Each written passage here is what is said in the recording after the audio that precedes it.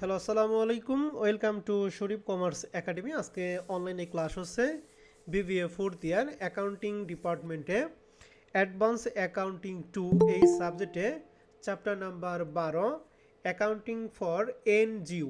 NGO মানে non government organisation.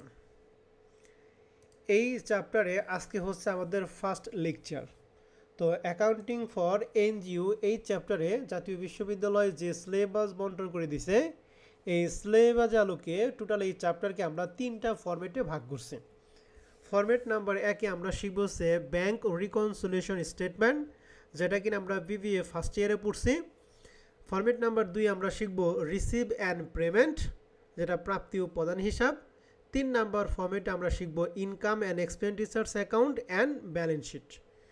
এই তিনটা ফরম্যাটের মধ্যে সবচেয়ে গুরুত্বপূর্ণ ফরম্যাট হচ্ছে ফরম্যাট 1। ফরম্যাট 1 থেকে এই চ্যাপ্টারে প্রশ্ন হয়। ফরম্যাট 2 এবং 3 লেস ইম্পর্টেন্ট। কথাটা মানে তাই না যে এই দুইটা ফরম্যাট আমরা বাদ দিব। এই দুইটা ফরম্যাটও আমরা করব, কিন্তু 1 নাম্বার ফরম্যাটের অঙ্কগুলি তোমরা বেশি করে যাবা। মূলত চ্যাপ্টার নাম্বার 12 এই চ্যাপ্টার হচ্ছে পার্ট বি এর জন্য। তো এই চ্যাপ্টার থেকে জাতীয় বিশ্ববিদ্যালয় 2018 সাল থেকে শুরু করে 2023 সাল পর্যন্ত যে প্রশ্নগুলি আছে তার একটা অ্যানালাইসিস এখানে দিছি। দেখতেছি যে 2018 সালে এই 12 নম্বর চ্যাপ্টার থেকে পার্ট বি এর 8 নাম্বার প্রশ্ন আসছিল, অর্থাৎ 4 মার্কের প্রশ্ন। 19 সালে পার্ট বি এর 9 নাম্বার, 20 সালে পার্ট বি এর 8 নাম্বার, 21 সালে কোনো প্রশ্ন হয় নাই, 22 সালে পার্ট বি এর 9 নাম্বার এবং 23 সালে কোনো প্রশ্ন হয় নাই। ঠিক আছে? তো এই ছিল এই চ্যাপ্টারের একটা অ্যানালাইসিস। ওকে, তাহলে এই ছিল আমাদের এই চ্যাপ্টারের অ্যানালাইসিস। তার মানে আমরা দেখতে পারলাম যে 2018 সাল থেকে শুরু করে 2023 সাল পর্যন্ত যে কয়টা প্রশ্ন আসছে, প্রত্যেকটা প্রশ্ন কিন্তু পার্ট বি এর জন্য। পার্ট সিতে কোনো প্রশ্ন হয় নাই এবং এই চ্যাপ্টারতে পার্ট সিতে কোনো প্রশ্ন হয় না। কথা কি সবাই বুঝতে পারছি? জি স্যার। ওকে, জি স্যার। তাহলে এই চ্যাপ্টারে যেহেতু আমাদের তিনটা ফরম্যাট এবং সবচেয়ে গুরুত্বপূর্ণ ফরম্যাট হচ্ছে ফরম্যাট 1, এই জন্য আজকে আমরা ফরম্যাট 1 নিয়ে আলোচনা করব। ফরম্যাট একটা হচ্ছে ব্যাংক রিকনসিলিয়েশন স্টেটমেন্ট, মানে ব্যাংক সমন্বয় বিবরণী। তো ব্যাংক সমন্বয় বিবরণীটা করা হয় দুইটা পদ্ধতিতে। কয়টা পদ্ধতিতে ব্যাংক সমন্বয় বিবরণী করা হয় বলো তো দেখি? দুইটা পদ্ধতিতে। দুইটা পদ্ধতিতে। গুড। প্রথম পদ্ধতি হচ্ছে সিঙ্গেল ব্যালেন্স মেথড, আর 2 নাম্বার পদ্ধতি হচ্ছে বথ ব্যালেন্স মেথড। তাহলে একটা সিঙ্গেল আর একটা কি বলো দেখি? বথ। ভোট। ঠিক আছে? তো তোমাদের পরীক্ষার জন্য সিঙ্গেল ব্যালেন্সটা লেস ইম্পর্টেন্ট, বথ ব্যালেন্সটা বেশি ইম্পর্টেন্ট। কারণ বথ ব্যালেন্সটা হলো বেশি কঠিন এবং কঠিনটাই তোমাদের জন্য আসবে, আর সিঙ্গেলটা আসে নর্মালি ইন্টার লেভেলের জন্য। তো আমরা শুরুতেই শিখব বথ মানে উভয় জের পদ্ধতি। তো উভয় জের পদ্ধতির মূল কথা হচ্ছে যে দফাটি যে বইতে হিসাবভুক্ত হয়নি সে ভুলটা সেই বইতে সংগঠিত হয়েছে এবং যে ভুলটা সেই বইতে কি করতে হবে? সমন্বয় করতে হবে। অর্থাৎ মেন কথা হচ্ছে যে ভুলটা যে বইতে ভুল হবে আমরা ওই ভুলটা ওই আইটেমে কি করব? সমন্বয় করব। অর্থাৎ এই ব্যাংক রিকনসিলিয়েশন করার জন্য তোমার দুইটা জিনিস খেয়াল করতে হবে। একটা হলো ক্যাশ বুক, একটা কি? পাসবুক। আমি যদি একটা চিত্র আঁকাই তাহলে চিত্রটা এর দেখতে এরকম হবে, যেমন এটা হলো দাঁড়িপাল্লা। ঠিক আছে? এটা কিন্তু জামাত ইসলামে আবার প্রতীক মনে করো না, হ্যাঁ? এটা হলো দাঁড়িপাল্লা। এই দাঁড়িপাল্লার ক্ষেত্রে এই পাশে হচ্ছে ক্যাশ, আর এই পাশেরটা ধরলাম হচ্ছে ব্যাংক। ঠিক আছে? তাহলে এই দাঁড়িপাল্লার মাঝখানে এই পাশেরটা ব্যাংক আর এই পাশেরটা ক্যাশ। দেখো তো দুইটা যদি সমান করি, দুইটা যদি আমরা দেখি, ক্যাশ বড় নাকি ব্যাংক বড়? ব্যাংক বড়। ব্যাংক বড়। তাহলে আমাদের ক্যাশে কম আছে। ক্যাশে কম আছে মানে ক্যাশে কোনো একটা কারণে কি আছে? ভুল আছে, যে কারণে ক্যাশটা কি আছে? কম আছে। অথবা কোনো কারণে ব্যাংকের টাকা বেরিয়ে আছে, এই জন্য ব্যাংকের টাকাটা কি বাড়ানো আছে। আমাদের দেখতে হবে যে কোন বইতে ভুল আছে, ক্যাশ বইতে ভুল আছে নাকি ব্যাংক বইতে ভুল আছে, যেটাকে আমরা শর্টকাটে বলি পাসবুক এবং কি? ব্যাংক বুক।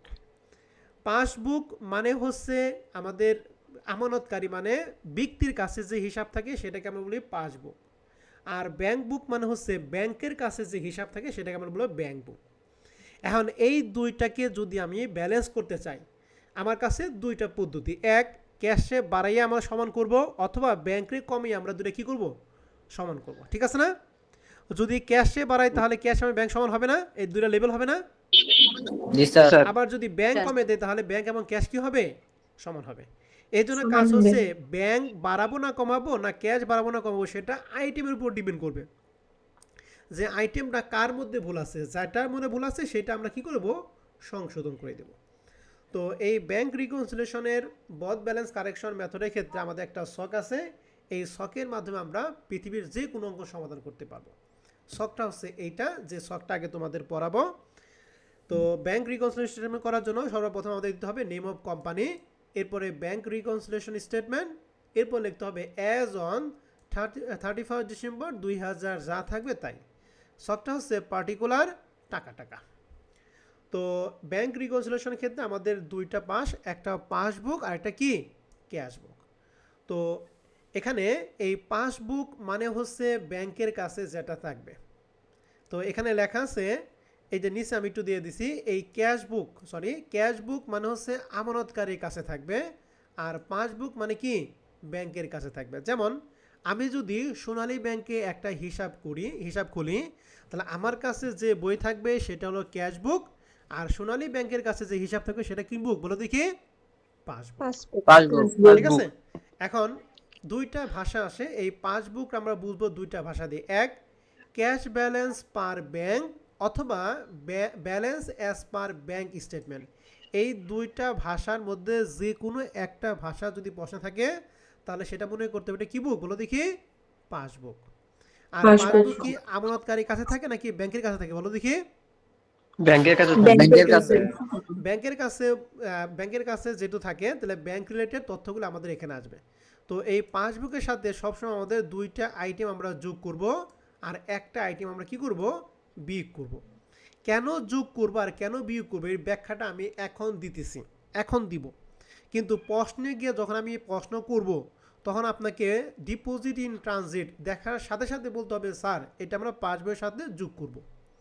কেন যোগ করব এই ব্যাখ্যা কিন্তু আমি তখন দিব না, এই ব্যাখ্যাটা আমি এখন দিতেছি। কথা কি বুঝতে পারছি? জি স্যার। এখন প্রশ্ন হচ্ছে পাসবুকের সাথে ডিপোজিট ইন ট্রানজিট কেন যোগ করব, ব্যাখ্যাটা নিচে দেয়া আছে, দেখেন। ডিপোজিট ইন ট্রানজিট কথার মানে হচ্ছে ব্যবসা থেকে ব্যাংকে টাকা জমা করানোর জন্য পাঠানো হয়েছে, কিন্তু টাকা ব্যাংকে জমা হয়নি, অর্থাৎ চেকটি পথে আটকে আছে। ব্যবসা থেকে যখন ব্যাংকে টাকা জমা দেওয়া হয় তখন আমার কাছে যে বই থাকে আমি মনে করি যে ব্যাংকে টাকা জমা হয়ে গেছে, এই জন্য আমি আমার বইতে কি যোগ করে রাখি। কিন্তু চেকটা ব্যাংকে যদি জমা হইতো তাহলে ব্যাংক তার বইতে যোগ করে রাখতো। ঠিক আছে না? জি স্যার। চেকটা তার ব্যাংকে জমা হয় নাই, চেকটা পথে কি আছে, আটকে আছে। তাহলে এটা সমাধান কি লেখা আছে, সমাধান যেহেতু টাকা ব্যাংকে জমা করার জন্য পাঠানো হয়েছে, ক্যাশ বইতে যোগ করা মানে আমি আমার বইতে যোগ করছি, কিন্তু ব্যাংক বইতে কি যোগ করা হয়েছে না হয় নাই, বলো দেখি। যোগ করা হয় না। যোগ করা হয় না, এই জন্য এটা পাঁচ বইয়ের সাথে আমরা কি করব, যোগ করব। অর্থাৎ ব্যাংকে যে বই থাকে ব্যাংকের বইতে আমরা কি করব, যোগ করলেই আমার আর ব্যাংকের টাকাটা কি হবে, সমান হয়ে যাবে। কথা বুঝতে পারছি? জি স্যার। জি স্যার। তাহলে ডিপোজিট ইন ট্রানজিট কথার মানে কি, আমি ব্যাংকে জমা দেওয়ানোর টাকা পাঠাইছি, তখন আমি আমার বই মানে ক্যাশ বইতে টাকা যোগ করে রাখছি। ব্যাংকে যদি চেকটা জমা হইতো তাহলে ব্যাংকও যোগ করতো, অ্যান্ড ব্যাংক তো চেকটা তো ব্যাংকে জমা হয় না, এর জন্য ব্যাংক চেকটা জমা করে নাই।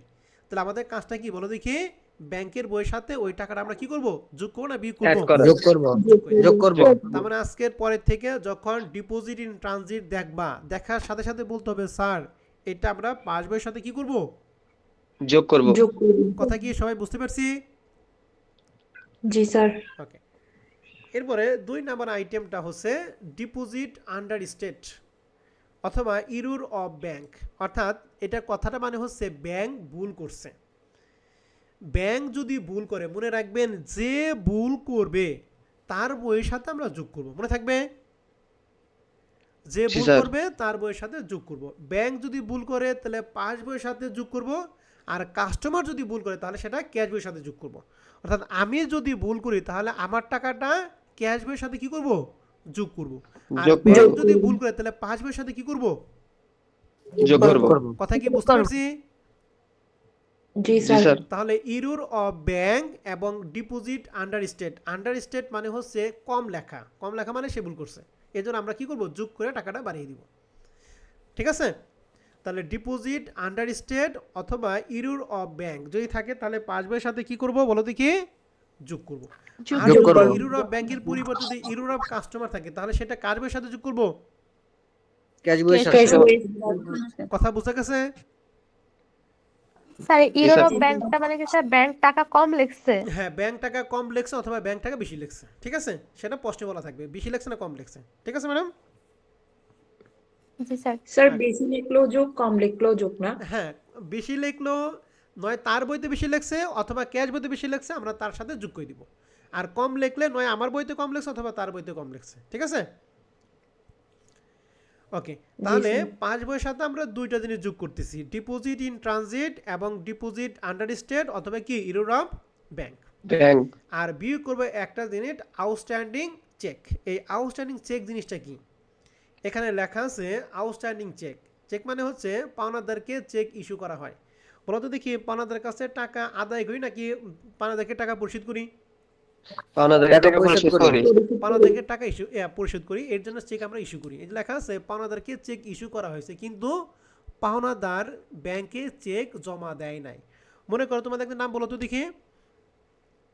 স্যার জুই। আচ্ছা, জলি না? স্যার জুই। আচ্ছা, জুই। আচ্ছা, মনে করো জুই আমার কাছে 10,000 টাকা পায়, দেন আমি জুইরে কি করলাম, এই 10,000 একটা চেক দিলাম। অ্যান্ড ওই চেকটা যদি জুই ব্যাংকে জমা করে তাহলে ব্যাংকের কাজ কি, ব্যাংক আমার অ্যাকাউন্ট থেকে 5,000 টাকা কাটে দিবে, কাইটা জুই রেখে 5,000 টাকা দিয়ে দিবে, তাই তো ব্যাংকের কাজ। জি জি স্যার। স্যার। এখন জুই যদি কোনো কারণে চেকটা যদি ব্যাংকে জমা না দেয়, ঠিক আছে, তাহলে ব্যাংক কি জুইরে টাকা দিবে? দিবে না। না টাকা স্যার। দিবে না।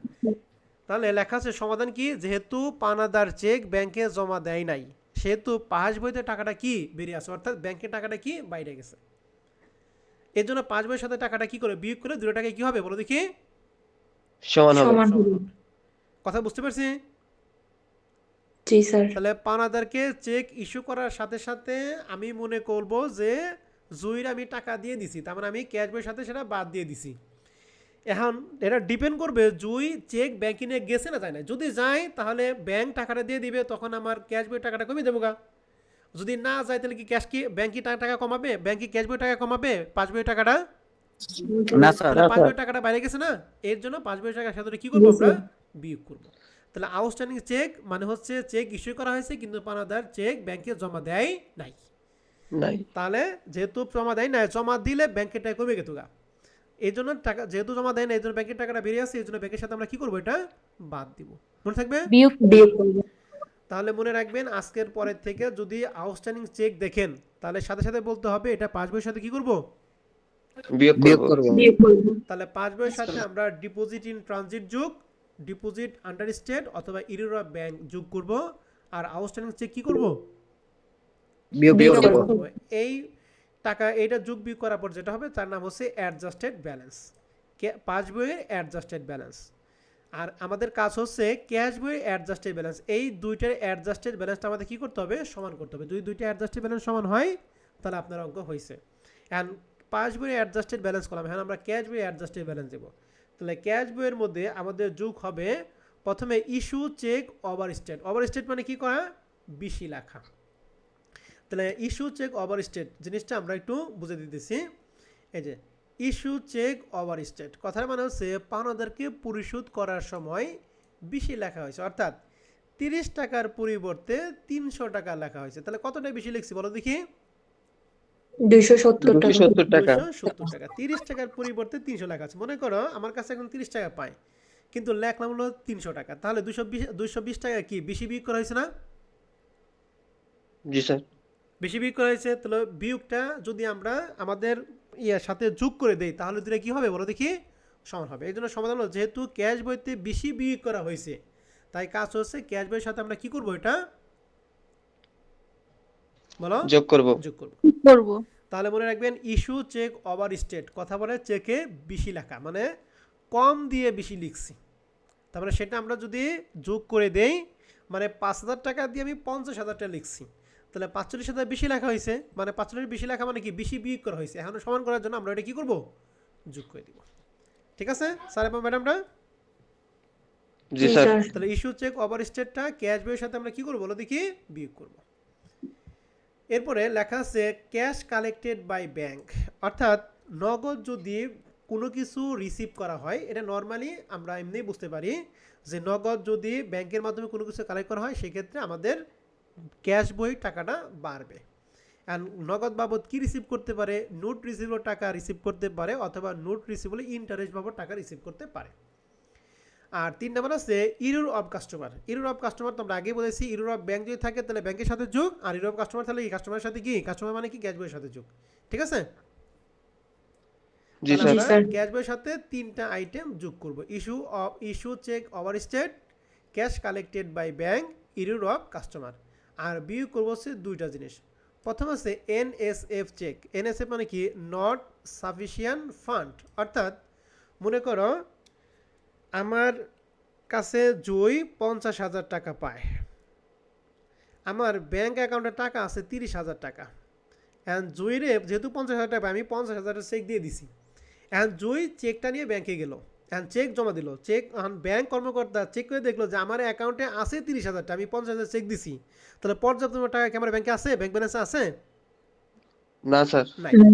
যেহেতু নাই এর জন্য ব্যাংক লাল কলম দিয়ে বড় করে লিখে দেবে এনএসএফ, মানে নট সাফিসিয়েন্ট ফান্ড, অর্থাৎ পরিশোধ করার জন্য পর্যাপ্ত পরিমাণ টাকা আমার ব্যাংক অ্যাকাউন্টে কি নাই। নাই। ঠিক আছে? তাহলে নট সাফিসিয়েন্ট ফান্ডটা যেহেতু এটা আমার পর্যাপ্ত পরিমাণ টাকা নাই, এর ব্যাখ্যাটা এখানে দিয়ে আছে এই যে এনএসএফ চেক, অর্থাৎ দেনাদার কর্তৃক ইস্যুকৃত চেক পর্যাপ্ত পরিমাণ টাকা না থাকায় ব্যাংক চেক আদায় করতে পারে নাই, তাই ব্যাংক আমাদের বইতে ডিবিট করছে। সমাধান হচ্ছে যেহেতু ব্যাংক আমাদের বইতে ডিবিট করছে কিন্তু ক্যাশ বইতে লেখা হয় না, তাই ক্যাশ বইয়ের সাথে আমরা কি করব, বিয়োগ করব। তাহলে মনে রাখবেন নট সাফিসিয়েন্ট ফান্ড যদি থাকে তাহলে সেটা ক্যাশ বইয়ের সাথে আমরা কি করব বলো দেখি, বিয়োগ করব। বিয়োগ করব। আরেকটা আছে ব্যাংক চার্জ, মানে এখানে সকল ধরনের খরচ, bank charge, bank service charge বা কালেকশন ফি, অথবা এই ছাড়াও যদি অন্যান্য কোনো খরচ থাকে, খরচ মানে হচ্ছে ক্যাশ বইয়ের টাকাটা কি কমে যাবে। ঠিক আছে? খরচ থাকা মানে ক্যাশ বইয়ের টাকাটা কি বলো দেখি, কমে যাবে। কমে যাবে। তাহলে ক্যাশ বইয়ের সাথে আমরা যোগ করব 3টা, বিয়োগ করব 2টা, পাস বইয়ের সাথে আমরা যোগ করব 3টাই, deposit transit, deposit under state, error of bank, আর বিয়োগ করব একটা একটা। তাহলে এই শখটুকু যদি আপনার পরীক্ষা হলে মাথার মধ্যে থাকে তাহলে যে কোনো অঙ্ক আপনি 2 থেকে 3 মিনিট সময় লাগবে, এইটুকু করতে লাগবে 1.5 মিনিট, আর এইটুকু করতে লাগবে 1.5 মিনিট, আর শখ কাটতে আপনার যতক্ষণ সময় লাগে। ঠিক আছে স্যার এবং ম্যাডামরা? তাহলে আমরা পাস বইয়ের সাথে কি কি যোগ করব এবং কি কি বিয়োগ করব, ক্যাশ বইয়ের সাথে কি কি যোগ এবং কি কি বিয়োগ, আমরা কি বুঝতে পারছি? জি স্যার। তো এইটুকু আমি ধারণা দিলাম। আরও কি করবেন যে রেকর্ড ক্লাসটা যদি আরও দেখেন আর একটু ক্লিয়ার হবেন, এবং আমাদের এখানে আরও কিছু ব্যাখ্যা দিয়ে আছে, এই ব্যাখ্যাগুলো আপনারা সুন্দর করে একটু দেখবেন, দেখেন যে আমি এখানে বাংলা লিখে দিছি, আপনারা দেখলেই বুঝতে পারবেন আশা করি। তো আমাদের যেহেতু এই স্টেপটা শেষ, আমরা এই মাধ্যমে আমরা 2-1টা অঙ্ক করব। তো এই ফর্মেটের ক্ষেত্রে নর্মালি 2টা প্রসেস হয়, 1 রিকনসিলিয়েশন স্টেটমেন্ট, 2 নম্বরে জাবেদা চাই। জাবেদাগুলি মনে রাখতে হবে এই পাস বইয়ের সাথে যেগুলা যোগ বিয়োগ করা হয়েছে এই আইটেমের জন্য কোনো জাবেদা নাই। জাবেদা করব শুধুমাত্র এই ক্যাশ বইয়ের সাথে যেগুলা বিয়োগ করা হয়েছে, যেগুলা বিয়োগ করা হবে এবং কি যেগুলা যোগ করা হবে। তার মানে জাবেদা যদি চাই পাস বইয়ের সাথে ওগুলা কাজ করবো নাকি ক্যাশ বইয়ের সাথে যেগুলো আছে ওগুলা কাজ করব? ক্যাশ ক্যাশ বইয়ের সাথে যেগুলো আছে তাহলে মনে রাখতে হবে ক্যাশ বইয়ের সাথে যে আইটেমগুলি যোগ করব তার জন্য জাবেদা হবে ক্যাশ ডেবিট, আর পার্টিকুলার আইটেম কি ক্রেডিট। পার্টিকুলার আইটেম মানে যে যার জন্য আমরা আইনটি লিখবো ওই আইটেমটা লিখব, আর যদি এই লেসে মানে যেগুলা বিয়োগ হবে তার জন্য জাবেদা করি তাহলে জাবেদা হবে পার্টিকুলার আইটেম ডেবিট আর ক্যাশ ক্রেডিট।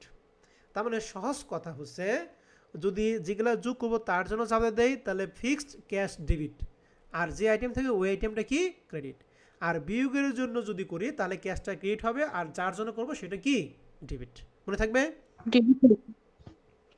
জি স্যার। তাহলে বলেন যে দেখি জাবেদা কি পাস বইয়ের জন্য করব নাকি ক্যাশ বইয়ের জন্য করব? ক্যাশ বইয়ের জন্য করব। ক্যাশ বইয়ের জন্য করব। ঠিক আছে?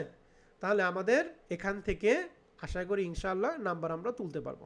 তো আসেন তাহলে আমরা একটা অঙ্ক একটু প্র্যাকটিস করি। সর্বপ্রথম যে অঙ্কটা আছে এক্সারসাইজ 1 নাম্বার 2020 সালে অ্যাডভান্স অ্যাকাউন্ট 2 পার্ট বি তে আসছিল। তো প্রশ্নটা বলা আছে the following information pertain to NZ company. এখানে 6টা আইটেম দিয়ে আছে। প্রথমে এই 6টা আইটেম থেকে আপনাকে খুঁজতে হবে ক্যাশ বইয়ের কি ব্যালেন্স দিয়ে আছে আর পাস বইয়ের কি ব্যালেন্স দিয়ে আছে। প্রথমে লেখা আছে bank balance as per bank, sorry cash balance as per bank, July 31, 2019 7,263 টাকা। তাহলে এটা যদি আরেকটা আছে 3 নাম্বার আছে ক্যাশ ব্যালেন্স অ্যাজ পার বুক, অ্যাজ পার বুক দিয়ে আছে 7,284। আমাকে বলতে হবে 7,263 এবং 7,284 মধ্যে কোনটা ক্যাশ বুকের ব্যালেন্স আর কোনটা পাস বুকের ব্যালেন্স, বলেন তো দেখি। স্যার প্রথমটা হচ্ছে প্রথমটা হচ্ছে পাসবুক আর নিচেরটা হচ্ছে ক্যাশ বুক। ক্যাশ বুক। গুড, তাহলে এটা ধর আমরা একটা দাগ কাটছি। সবাই কি সলিউশন পিডিএফটা দেখতেছেন? জি স্যার। তাহলে প্রথমে স্যার। কোম্পানির নাম, ব্যাংক রিকনসিলিয়েশন স্টেটমেন্ট লিখবেন under both balance correction method, আর অ্যাজ অন যেহেতু এটা ডিসেম্বর 31 তারিখ না 30শে জুলাই শেষ হয়েছে এই জন্য লেখা হয়েছে 30 জুলাই 2019। পার্টিকুলার টাকা প্রথমে লেখা আছে ব্যাংক ব্যালেন্স অ্যাজ পার পাসবুক। পাসবুক মানে হচ্ছে আমরা ব্যাংকের হিসাব করব। কত টাকা দিয়েছে 7,200 কত 63। আর দ্বিতীয়টা 7,284, এটা কি বুক, পাসবুক নাকি ক্যাশ বুক?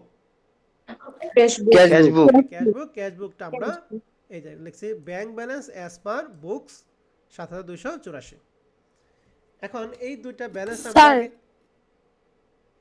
ব্যালেন্স আগে আমরা লিখব। হ্যাঁ, লেখার পরে আমাদের এখানে যে আইটেমগুলো আছে আইটেমগুলো দেখব, তারপর আমরা অঙ্ক করব। বলো তোমার প্রশ্ন বলো। স্যার ক্যাশ বুক আর পাসবুক স্যার টাকাটা কেমনে স্যার বুঝবো জানো? তাহলে তোমার কি পড়াইলাম, তুমি কি ক্লাসে ছিলা নাকি ছিলা না? এই যে দুইটা স্যার একটু ভাষা, লিখবে। এই দুইটা ভাষা লেখা থাকলে মনে করব পাসবুক, আর এই দুইটা ভাষা থাকলে না বুঝবো কি ক্যাশ বুক। ঠিক আছে ম্যাডাম? এই যে ক্যাশ ব্যালেন্স পার ব্যাংক অথবা balance as per bank statement, এই দুইটা কথা বলতে থাকলে পাসবুক মনে করব। আর ক্যাশ ব্যালেন্স পার বুক অথবা ব্যালেন্স অ্যাজ পার বুক লেখা থাকলে কি বুক বলো দেখি? Cash book. Cash book. তাহলে এখানে লেখা আছে এই যে প্রথমটা লেখা আছে cash balance as per bank, তার মানে পাসবুক, আর cash balance as per book মানে কি ক্যাশ বুক। বুঝতে পারছেন ম্যাডাম? Cash book. জি স্যার। ওকে, এখন আমাকে বলেন ক্যাশ বুক এবং পাসবুকের সাথে বাদ বাকি 4টার সমন্বয় কোনটা কি হবে একটু দেখি আপনাদের মনে আছে কিনা। প্রথমে লেখা আছে জুলাইতে bank service charge, bank service charge মানে ব্যয় 28 টাকা। তাহলে আমরা জানি সকল ধরনের ব্যয়গুলি পাসবুকের সাথে কাজ করি নাকি ক্যাশ বুকের সাথে কাজ করি? ক্যাশ বুকের সাথে ক্যাশ বুকের সাথে। যোগ করব না বিয়োগ করব? বিয়োগ করব। বিয়োগ করব। গুড, এটা হয়ে গেছে। 4 নম্বর লেখা আছে ডিপোজিট ইন ট্রানজিট, কথাটা থাকা মানে কথাটা আমরা কি বুঝলাম? স্যার এটা ব্যাংক বুকের সাথে যোগ করব। পাসবইয়ের সাথে যোগ করব। অঙ্ক করতে মাত্র 2 মিনিট সময় লাগবে, কিন্তু বোঝাতে সময় লাগবে। তাহলে ডিপোজিট ইন ট্রানজিট পাসবইয়ের সাথে কি করব আমরা? যোগ করব। স্যার যোগ করব। 5 নাম্বারটা দেখেন ব্যাংক কালেক্টেড টাকা কত 800 টাকা নোটস। তাহলে ব্যাংক কালেক্ট করছে নোট বাবদ কত টাকা 800 টাকা। NZ company in July plus interest 36 টাকা। এই নোটের সাথে আরো 36 টাকা কি করছে কালেক্ট করছে। আর বলছে লেস ফ্রি টাকা হচ্ছে 20 টাকা, মানে এই 36 টাকা আদায় করতে গিয়ে 20 টাকা খরচ হয়েছে। তাহলে এই 800 টাকা প্লাস 36 টাকা মোট 836 টাকা আদায় করতে যে খরচ হচ্ছে কয় টাকা 20 টাকা। 20 তাহলে টাকা। আয় থেকে ব্যয়টা বাদ দিব, তাহলে বাদ দেওয়া হবে 800 কয় টাকা বলো দেখি 16 টাকা। তাহলে যেহেতু ব্যাংক কালেক্ট করছে, আমরা জানি ব্যাংক যদি কালেক্ট করে তাহলে সেটা ক্যাশ বইয়ের সাথে কাজ করি নাকি পাস বইয়ের সাথে কাজ করি? ক্যাশ বইয়ের সাথে ক্যাশ বইয়ের সাথে কি করবে আমরা তাহলে যোগ যোগ করব। করব। তাহলে 5 নম্বর আইটেমটা ক্যাশ বইয়ের সাথে আমরা যোগ করব। আর শেষে লেখা আছে আউটস্ট্যান্ডিং চেক। আউটস্ট্যান্ডিং চেক কি ক্যাশ বইয়ের সাথে কাজ না পাস বইয়ের সাথে কাজ? স্যার পাসবইয়ের সাথে। পাসবইয়ের সাথে যোগ না বিয়োগ? বিয়োগ করব। বিয়োগ করব। কথা কি বুঝছি? জি স্যার। তাহলে এটা করতে আমাদের 2 মিনিট সময় লাগবে, আগে বুঝতে হবে। এখন আসেন তাহলে আমরা একটা করি। প্রথমেই 7,263 টাকা, এটা হলো পাসবুক। এই পাসবইয়ের সাথে আমাদের এখানে যে আইটেমগুলো আছে কোন কোন আইটেমটা পাসবইয়ের সাথে আসবে একটু বলেন তো দেখি। Deposit in transit, R outstanding Outstanding check. Deposit in transit এটা যোগ করব আর আউটস্ট্যান্ডিং চেক কি করব বিয়োগ করব এই দুইটাই কাজ নাকি এই অঙ্কের জন্য তাই লেখা হয়েছে অ্যাড ডিপোজিট ইন ট্রানজিট 1500 টাকা যোগ করা হয়েছে 8763 লেস আউটস্ট্যান্ডিং চেক 691 টাকা বিয়োগ করা হয়েছে অ্যাডজাস্টেড ব্যালেন্স 8072 টাকা বুঝতে পারছি জি স্যার তাহলে 5 জি, গুণ স্যার। 8072 ক্যাশব্যাক আমাদের এই টাকাটাই বানাইতে হবে তাহলে ক্যাশব্যাক আমাদের আছে 7284 টাকা তাহলে এর সাথে আমরা এই অঙ্কের মধ্যে কোন কোন আইটেমটা আনবো একটু বলেন তো দেখি স্যার ব্যাংক ব্যাংক সার্ভিস আর ব্যাংক সার্ভিস যোগ কালেক্টেড না বিয়োগ খরচ যেহেতু স্যার বিয়োগ করব বিয়োগ করতে হবে আর ব্যাংক যদি কালেক্ট করে তাহলে সেটা আমরা কি করি যোগ করি যোগ যোগ করব করে তাহলে লেখা আছে নোট কালেক্টেড বাই ব্যাংক তিনটা মিলে আমরা বের করছিলাম 816 টাকা তাহলে এটাও যোগ করে 8100 আর লেস ব্যাংক সার্ভিস চার্জ 28 টাকা দুইটা বিয়োগ ফল হচ্ছে 8072 টাকা অ্যাডজাস্টেড ব্যালেন্স দেন এটার অ্যাডজাস্টেড ব্যালেন্স আর এটার অ্যাডজাস্টেড ব্যালেন্স দুইটা সমান হয়েছে তারপর আমাদের অঙ্ক কমপ্লিট জি স্যার বুঝতে পারছি জি স্যার জি স্যার তাহলে এটা করতে আর 10 মিনিট সময় লাগবে এটা করতে মাত্র 2 থেকে 3 মিনিট সময় লাগবে নাকি কিন্তু আগে বুঝতে হবে ভালো জি করে স্যার তাহলে এক নম্বর অঙ্কটা কি আমরা পারবো ইনশাআল্লাহ পারবো স্যার কার কোনো সমস্যা আছে এক নম্বর অঙ্ক নিয়ে না স্যার না স্যার ওকে তাহলে এক নম্বর অঙ্কটা আমরা ছেড়ে দিলাম এখন আসি 2 নম্বর অঙ্কটা ভালো করে খেয়াল করেন এটা 2018 সালে আসছিল প্রথম লেখা আছে যে bank balance as per bank statement তার মধ্যে ক্যাশ বুক না পাসবুক পাসবুক পাসবুক কত দিয়ে আছে 86179 79 টাকা আর সমাসের লেখা আছে ব্যাংক ব্যালেন্স অ্যাজ পার ডিপোজিটর রেকর্ডেড ডিপোজিটর মানে আমানতকারীর কাছে রেকর্ড করা তাহলে আমানতকারীর কাছে কোন বই থাকে ক্যাশ বুক 13506 টাকা তাহলে এটা হলো 6 ক্যাশ টাকা। বুকের ব্যালেন্স আর এটা কি পাসবুকের ব্যালেন্স পাসবুকের ব্যালেন্স এই দুইটার মধ্যে কারো কোনো সন্দেহ আছে না না স্যার স্যার নাই তাহলে এখন আমাকে বলেন ডিপোজিট ইন ট্রানজিট ক্যাশের সাথে যোগ নাকি পাশের পাস বইয়ের সাথে যোগ স্যার পাসবুকের সাথে যোগ এই যে লেখা আছে ব্যাংক ইরুর ব্যাংক ভুল করছে কার সাথে যোগ করব স্যার পাসবুকের সাথে যোগ করব আউটস্ট্যান্ডিং চেকটা কার সাথে বিয়োগ করব পাসবুকের সাথে যোগ পাসবুকের করব সাথে এই যে এনএসএফ চেক লেখা আছে এটা আমরা ক্যাশ বইয়ের সাথে কি করব বিয়োগ করব বিয়োগ করব এই যে ব্যাংক সার্ভিস আছে ক্যাশ বইয়ের সাথে কি করব আমরা বিয়োগ স্যার করব বিয়োগ করব বুঝতে পারছেন নাকি বুঝতে পারেন নাই স্যার বুঝতে বুঝতে পারছি পারছি স্যার এবার লেখা আছে ইরুর অফ ডিপোজিটর বুক অর্থাৎ আমানতকারী বইতে ভুল আছে মানে ইরুর অফ কি কাস্টমার তো ইরুর অফ কাস্টমারটা আমরা কার সাথে কাজ করব ক্যাশ বইয়ের সাথে যোগ যোগ না বিয়োগ যোগ যোগ করব বলছে cheque written to pay a creditor রেকর্ডে 30 টাকা বাট রিটেন অনলি 300 টাকা তাহলে কত টাকা ভুল হয়েছে 30 না 300 না 270 স্যার 270 তাহলে আমরা টাকা লিখব 200 কত 70 টাকা তাহলে আমি তো সবকিছু বলে দিলাম যোগ বিয়োগ করে অ্যানসার বের করতে পারবেন জি জি স্যার স্যার পারবো এই যে আমাদের সলিউশনটা দিয়ে আছে পারবেন না জি স্যার। স্যার পারবো ওকে তাহলে 2 নাম্বার আমি ছেড়ে দিলাম 3 নাম্বার অঙ্কে যান 3 নাম্বার অঙ্কটা 1 নাম্বার অঙ্কের হুবহুব একই জিনিস কিন্তু এখানে এক্সট্রা একটা জিনিস বলছে এখানে জাবেদা করতে বলছে তো আগে আসে আমরা অঙ্কটা আগে দেখে নেই 1 নাম্বার অঙ্কে লেখা আছে cash balance as per bank 7263 এটা কি যোগ না বিয়োগ বলেন যদি সরি এটা কি ক্যাশ বুক না পাসবুক পাসবুক স্যার পাসবুক আর 3 নাম্বার লেখা আছে ক্যাশ ব্যালেন্স অ্যাজ পার বুক এটা কি ক্যাশ বুক না পাসবুক ক্যাশ বুক কথা বুঝতে পারছি জি জি স্যার প্রথমে আছে ব্যাংক সার্ভিস চার্জ এটা কার সাথে কাজ করব ক্যাশ বুকের সাথে ক্যাশ বুকের সাথে বিয়োগ করব গুড 28 টাকা ডিপোজিট ট্রানজিট এটা কার সাথে কাজ করব পাসবুকের সাথে যোগ করব পাসবুকের সাথে গুড পাঁচ নম্বর লেখা আছে ব্যাংক কালেক্টেড 900 টাকা নোট এই যে নোট বাবর কালেক্ট করছে 900 টাকা ইন্টারেস্ট বাবর 36 টাকা তাহলে 936 আর কালেক্ট করতে গিয়ে খরচ আছে কয় টাকা বলো দেখি 20 টাকা 20 টাকা তাহলে 900 কত 16 টাকা 16 টাকা তাহলে 916 টাকা এটা ব্যাংক কালেক্ট করছে যদি কালেক্ট করা হয় তাহলে এটা ক্যাশ বইয়ের সাথে কাজ না পাসবুকের সাথে কাজ ক্যাশ বুকের সাথে যোগ করব ক্যাশ ক্যাশ বুকের বইয়ের সাথে যোগ করবো। আর সর্বশেষ আউটস্ট্যান্ডিং চেক 591 টাকা কার সাথে কাজ করবে এটা পাসবুকের পাসবুকের সাথে সাথে বিয়োগ করব বুঝছি না বুঝি নাই স্যার বুঝতে পারছি এক নম্বর বলছে prepare a bank reconciliation statement July 31 under A both balance correction method. পারবো আমরা? জি স্যার। জি স্যার পারবো। পারবো তো নাকি? তাহলে এই অনুযায়ী আমরা কাজটা করে নিব, ঠিক আছে? তাহলে 5 ব্যাংকের সাথে আমরা দুইটা কাজ করলাম, নোট কালেক্টেড বাই ব্যাংক আর ব্যাংক ইজ সার্ভিস চার্জ। এখন রিকোয়ারমেন্ট 2 বলছে journal the adjusting entry July 31 the books of the family video company. তাহলে আমাদের অ্যাডজাস্টিং এন্ট্রি করতে বলছে, মানে জাবেদা করতে হবে। জাবেদা আমরা কার জন্য করবো, ক্যাশ বুক না পাসবুক? ক্যাশবুকের তাহলে ক্যাশ বুকের সাথে দুইটা কাজ, একটা 916 টাকা, একটা কত 28 টাকা। তো 916 টাকা যেহেতু যোগ করছে এর জন্য ক্যাশ কি ডেবিট হবে না ক্রেডিট হবে?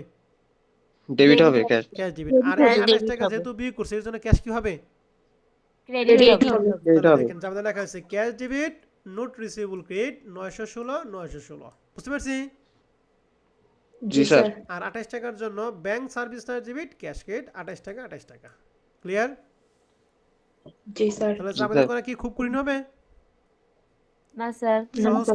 সহজ কথা বলে দিছি, আশা করি পারবো না? জি স্যার ওকে 3 নাম্বারটা তাহলে আমরা ছেড়ে দিলাম। এবার আমরা আসো 4 নাম্বার অঙ্কটা। 4 নম্বর অঙ্কে এখানে লেখা আছে, ভালো করে আগে দেখেন, যে the cash book of Niloy and sons shoe A bank balance 40,000 টাকা on 30 June 2014 while his bank passbook had a balance 33,100 টাকা হিজ ক্রেডিট। তাহলে এখানে কোনটা কোন ব্যালেন্স একটু বলেন তো দেখি। স্যার 40,000 টাকা 40,000 হচ্ছে টাকা ক্যাশবুক আর আর হচ্ছে 33,000 হয়েছে যে পাসবুক। Passbook good. তাহলে 4 নম্বর অঙ্কটা আমরা একটু দেখি। 4 নম্বর অঙ্কের সমাধানটা এই যে পাসবুক হচ্ছে 33,100 আর ক্যাশবুক কত 40,000, ঠিক আছে? 40,000 এখন আসেন জি আমরা স্যার। 1 থেকে 6 নম্বর অঙ্ক পর্যন্ত আমরা দেখব, আপনারা বলবেন কোনটা কি হয়েছে। হ্যাঁ, এটাকে ভালো করে দেখেন।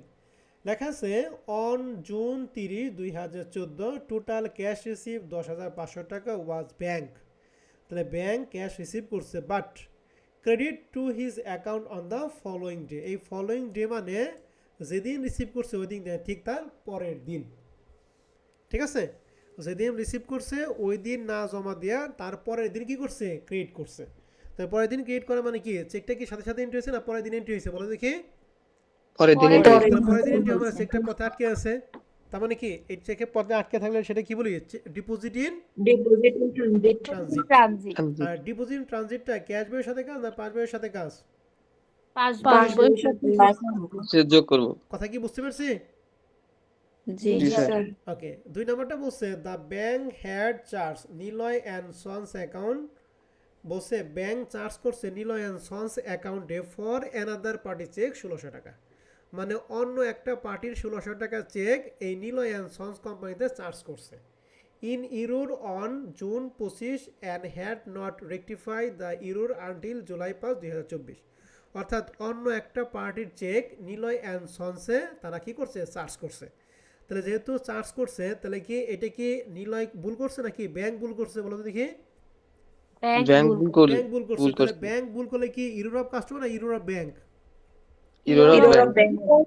ইউরোপ ব্যাংক ব্যাংক ইউরোপ ব্যাংকটা কার সাথে কাজ করবো আমরা? পাসবইয়ের সাথে পাসবুকের সাথে কি করব, যোগ করব। যোগ যোগ করব। করব কথাই বোঝা গেছে? জি স্যার। জি স্যার 3 নম্বর বলছে note collected by the bank 4,000 টাকা। তাহলে ব্যাংক নোট কালেক্ট করছে 4,000 টাকা আর ইন্টারেস্ট বাবদ 1,500 টাকা কালেক্ট করছে, এখানে আর অন্য কোনো চার্জ নাই। তাহলে মোট কালেক্ট হচ্ছে 5,500 টাকা। অ্যান্ড ব্যাংক যদি কালেক্ট করে এটা কি ক্যাশ বইয়ের সাথে কাজ না পাস বইয়ের সাথে কাজ? ক্যাশ বই ক্যাশবুকের সাথে কাজ ওকে 4 নম্বর বলছে ব্যাংক চার্জ। তাহলে ব্যাংক চার্জ একটা ব্যয়, এটা কার সাথে কাজ করব? ক্যাশবুকের সাথে বিয়োগ করব ওকে এবার চেক চেক আউটস্ট্যান্ডিং অর্থাৎ আউটস্ট্যান্ডিং চেক 6,000 টা কি করব আমরা? পাসবই করব। আর সেটা আছে not sufficient fund NSF cheque আছে 6,000, এটা কার সাথে কাজ করব? ক্যাশবুকের সাথে যোগ করব। ওকে তাহলে এই যে বথ ব্যালেন্স কালেকশন মেথডে করতে পারবো না? জি আর স্যার। শেষে হচ্ছে জি জাবেদা স্যার। জাবেদা করতে পারবো? পারবো স্যার। জি স্যার তাহলে 4 নম্বরে পারবো? পারবো স্যার। জি স্যার। ওকে, এবার 5 নম্বর অঙ্কটা আছেন। 5 নম্বর অঙ্কটা আমরা নিছি কমার্স পাবলিকেশন বই থেকে। এখানে প্রথমে লেখা আছে ব্যাংক ব্যালেন্স পার ব্যাংক অথবা ব্যাংক ব্যালেন্স অ্যাজ পার পাসবুক। তাহলে এটা কোন বই বলো তো দেখি? 33,660 টাকা, 60.20 টাকা। পাসবুক। এটা পাসবুক। গুড। আরেকটা আছে ক্যাশ ব্যালেন্স পার বুক, তার মানে এটা ক্যাশ বুক, তাই তো? জি স্যার। 3,875.20। এটা একটা ভুল, এটা একটা ভুল ব্যাংক রিকনসিলিয়েশন স্টেটমেন্ট দিয়ে আছে। আপনাকে বলছে prepare a correct bank reconciliation statement. তো দেখেন উপরটা পাসবুক, নিচেটা কি ক্যাশ বুক। নট সাফিসিয়েন্ট ফান্ডটা আমরা পাসবইয়ের সাথে কাজ করি নাকি ক্যাশ বইয়ের সাথে কাজ করি বলো দেখি? ফেসবুকের সাথে বিয়োগ করি। ক্যাশ বইয়ের সাথে বিয়োগ করি, কিন্তু তারা পাসবইয়ের সাথে কি করছে বলো দেখি? যোগ করে যোগ করছে। করছে। যোগ করছে না? জি জি স্যার। স্যার। এই ভুলটা আমরা কি করব? ঠিক করব, ক্যাশ বইয়ের সাথে এটা কি করব? 590 টাকা বিয়োগ করে দিব। বিয়োগ বিয়োগ করবো। ব্যাংক সার্ভিস চার্জ এটা কি পাস বইয়ের সাথে কাজ না ক্যাশ বইয়ের সাথে কাজ? ক্যাশ স্যার, বইয়ের ক্যাশ সাথে। বইয়ের ক্যাশ বুকের ক্যাশ বইয়ের সাথে বিয়োগ করে, কিন্তু ওরা পাস বইয়ের সাথে কি করছে? বিয়োগ করছে। তাহলে এটাও ভুল, বিয়োগ করছে। এরা যা আছে সবই ভুল। তাহলে এই দুইটা আইটেম কি আমরা বুঝতে নিতে পারবো? জি স্যার। এবার আসেন স্যার। ডিপোজিট ইন ট্রানজিট 530 টাকা। ডিপোজিট ইন ট্রানজিট আমরা পাস বইয়ের সাথে কি করি? যোগ করি। কিন্তু ওরা ক্যাশ বইয়ের সাথে কি করছে বলো দেখি? বিয়োগ করে রাখছে। বিয়োগ করছে। তাহলে এটা আমরা পাস বইয়ের সাথে যোগ করব। আউটস্ট্যান্ডিং চেকের কাজ কি করি আমরা? পাসবই পাসবুকের সাথে বিয়োগ করি। থেকে মাইনাস করি। গুড। তাহলে এখানে আমরা এখানে যেহেতু এর সাথে যোগ করছে এই জন্য আমরা এটা ঠিক করে দেবো। তাহলে সংশোধিত ব্যাংক রিকনসিলিয়েশনটা পারবো না? 4টা আইটেম যোগ বিয়োগ করে। জি স্যার। জি স্যার পারবো। জি স্যার। আর সে সেটা বলছে জাবেদা, জাবেদা তো পারবো নাকি? জি স্যার। জি স্যার। জি স্যার। তাহলে 5 নম্বরটা ক্লিয়ার? জি স্যার। জি স্যার। ওকে 5। আর এখানে আমাদের 6 এবং 7, এই 6 এবং 7 হলো সিঙ্গেল ব্যালেন্স, সিঙ্গেল মেথড। তো সিঙ্গেল মেথডটা আজকে আমরা করাবো না। সিঙ্গেল মেথড আজকে করাই তাহলে ডাবল সাথে সিঙ্গেলটা কন্ট্রাডিক্ট হয়ে যাবে, ঠিক আছে? তাহলে 6 এবং 7টা আমরা আগামী ক্লাসে প্রথমে করে তার পরবর্তী ফরম্যাটে চলে যাব, ঠিক আছে স্যার এবং ম্যাডামরা? জি স্যার। মানে এটা আমি আজকে শেষ করে পারতাম, কিন্তু দুইটার সাথে তোমাদের কন্ট্রাডিক্ট হবে, তো এর জন্য ওইটার আমি ধরলাম না, ঠিক আছে? তাহলে তোমাদের কাজ হচ্ছে এই 5 পর্যন্ত তোমরা অঙ্কগুলি একটু দেখবা। যদি সমস্যা হয় নেক্সট ক্লাসে বলবা, আমি সমস্যাগুলি দেখিয়ে দিব, ঠিক আছে? এখন 5 পর্যন্ত আমাদের রিসেন্ট কোশ্চেনে কোনো আছে কিনা, অঙ্ক আছে কিনা? না, রিসেন্ট কোশ্চেন 2022 সালে যারা ছিল সেটা হলো সিঙ্গেলটা। তাহলে তোমাদের কাজ নাই, ওই পর্যন্তই তোমাদের কাজ, ঠিক আছে? 5 পর্যন্ত তোমাদের কাজ থাকবে, ঠিক আছে স্যার এবং ম্যাডামরা? জি স্যার। তাহলে কাজ হচ্ছে 5 নাম্বার অঙ্ক পর্যন্ত আপনারা করবেন। এরপরে 5 পর্যন্ত যদি কোনো সমস্যা থাকে সমস্যাগুলো আন্ডারলাইন করে রাখবেন। আগামী ক্লাসে যখন শুরু করব তখন বলবেন স্যার আমার অমুকটায় এই আইটেমটার সমস্যা আমাকে বলে দেন। আপনাদের সমস্যা দেখিয়ে আমরা এই 6 নাম্বার অঙ্ক থেকে শুরু করব, ঠিক আছে? জি স্যার। তাহলে জি আজকে স্যার। ক্লাস আমাদের এই পর্যন্ত থাকবে। আপনাদের কোনো প্রশ্ন থাকলে প্রশ্ন করতে পারেন।